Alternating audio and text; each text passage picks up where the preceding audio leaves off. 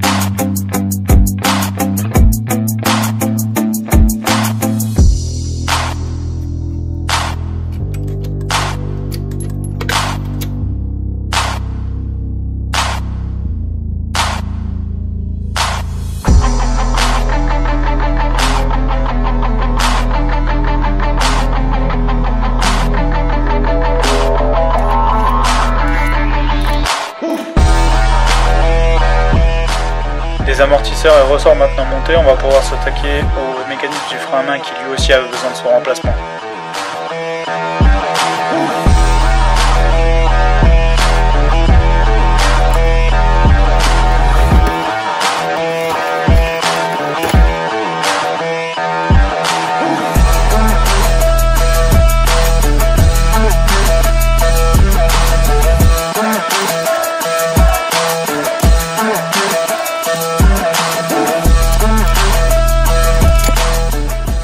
Vous voyez ici le trou qui accueille normalement les ressorts et du moins la petite pointe qui sert du coup de maintien du mécanisme de frein à main est un peu trop ovalisé.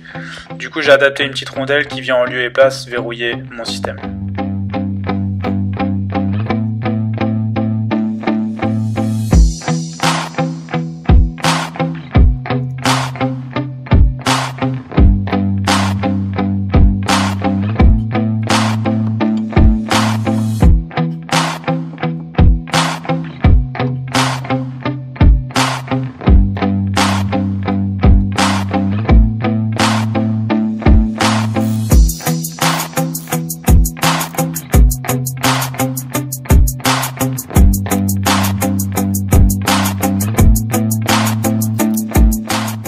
Le train arrière étant maintenant terminé, on va pouvoir passer sur la partie avant qui lui aussi a besoin de sa rénovation. J'avais repéré qu'une des rotules du triangle de liaison au train avant était HS et elle aussi du coup va être à changer, mais ne disposant pas de presse, du coup je me suis fourni un triangle tout neuf. Place au démontage du freinage. Les durites ne sont pas HS, mais on va quand même les remplacer par des durites aviation que j'ai commandées et que j'ai remplacées déjà à l'arrière. Avant de démonter les étriers, je vais déjà dans un premier temps desserrer les vis de purge pour vérifier qu'aucune n'est HS, mais aussi desserrer toutes mes durites de frein qui sont plus faciles à desserrer quand tout est encore en place. Cette 323 CI étant restée avec un entretien plutôt approximatif pendant des années, par chance aucune des vis de purge n'était grippée, ni même les durites de frein. On peut maintenant s'attaquer au démontage des étriers, et effectivement on peut dire que l'entretien était très approximatif, ou du moins que cette E46 en avait vraiment besoin. De l'autre côté c'est même pire, on a les garnitures qui tenaient même plus sur la ferraille. Le système de freinage maintenant déposé, on peut s'attaquer au démontage du demi-train avant. Les pivots étant maintenant dégagés, les amortisseurs vont enfin pouvoir sortir.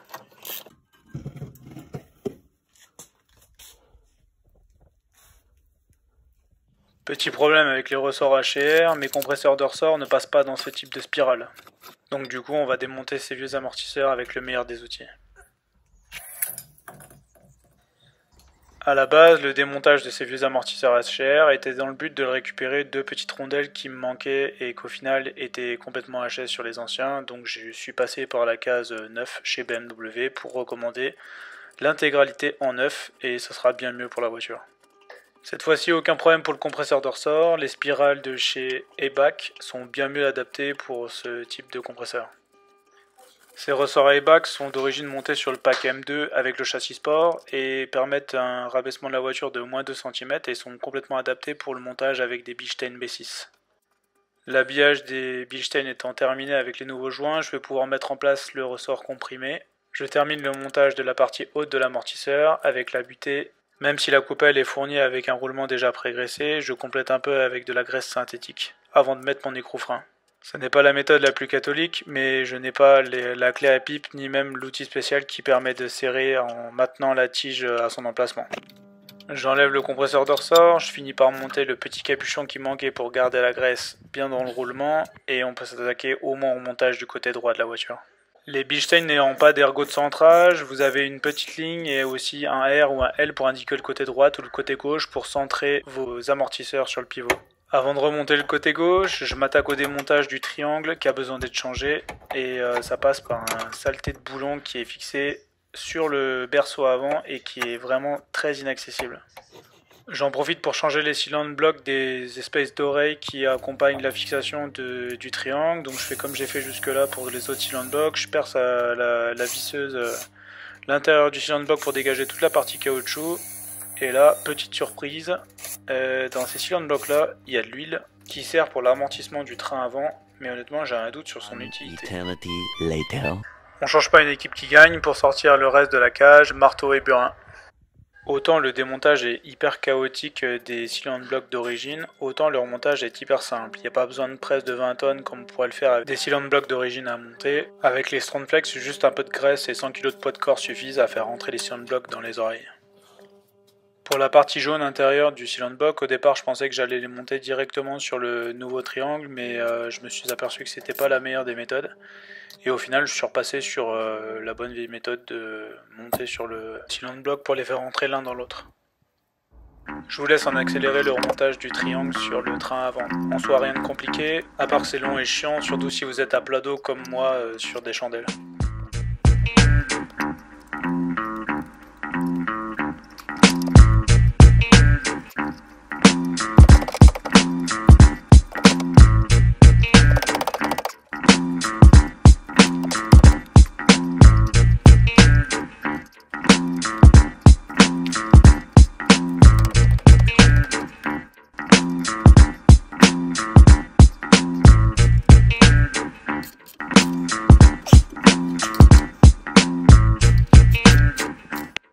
Le triangle étant fini de remonter, je m'attaque au remontage du côté gauche de l'amortisseur. Donc comme je vous disais tout à l'heure, il y a le petit L pour le côté gauche ainsi que la petite ligne qui permettent de centrer l'amortisseur dans cette petite ligne qu'on voit ici dans laquelle normalement vient l'ergot.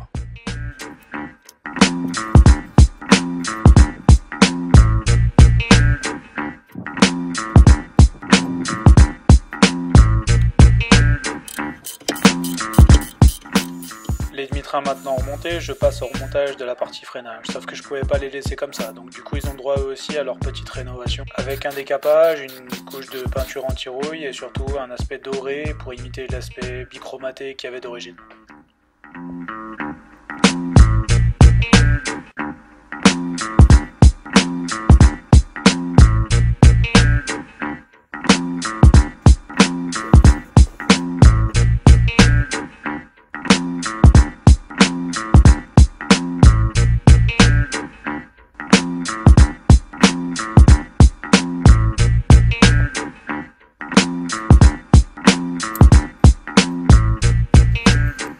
Je vais pouvoir m'attaquer enfin au moteur. Donc au programme, il y a une grosse révision, à savoir du coup le radiateur qui est complètement explosé, je vous le montrerai après. Un joint de couvre Arbacam, suppression de la CCV, installation du coup d'une catch-can qui viendra en remplacement de la CCV. Et surtout remplacement de la pipe d'admission par celle de la M54. La 10 ans, on va la upgrader avec un volet alu parce que j'ai pas envie de me retrouver avec le petit trou le petit clou qui va dans le moteur. Et surtout pompe à eau, thermostat, toutes les courroies, les tenders pour repartir à neuf sur une caisse saine. Il y aura aussi l'installation du bouchon alu ici en remplacement en lieu et place du filtre à huile, qui lui aussi va être déposé, le support de filtre à huile pour remplacer le joint qui est juste derrière, parce qu'à mon avis j'ai une fuite sur ça. J'ai aussi une fuite là à gérer, mais ça c'est juste un joint torique à changer, ça va aller assez vite. Je soupçonne aussi d'avoir le bouchon du coup qui a causé l'effondrement un peu du radiateur de refroidissement. Donc du coup celui-là aussi on va le remplacer. Il y aura évidemment le changement du filtre à air. Il y aura aussi un peu de carrosserie à prévoir, hein. Donc là j'ai prévu une aile complète entière parce que là je sais pas si vous vous rappelez, mais ici c'était déjà bien bouffé. Donc du coup je me suis pas fait chier à l'emmener chez le carrossier, ça m'aurait coûté aussi cher que... voire même peut-être plus, et puis faire un boulot sur une base non saine comme ça, franchement ça me rend fou. Donc je préfère partir sur du neuf plutôt que travailler sur du pourri comme ça. Et du coup donc oui, il y a un peu de carrosserie à prévoir aussi pour que ça passe au contrôle technique. Et puis ça sera tout bon. Si certains sont intéressés par les ressorts ou par les amortisseurs avant qui sont encore bons pour moi, contrairement aux arrières qui sont pas en super état, c'est des vrais pompes à vélo.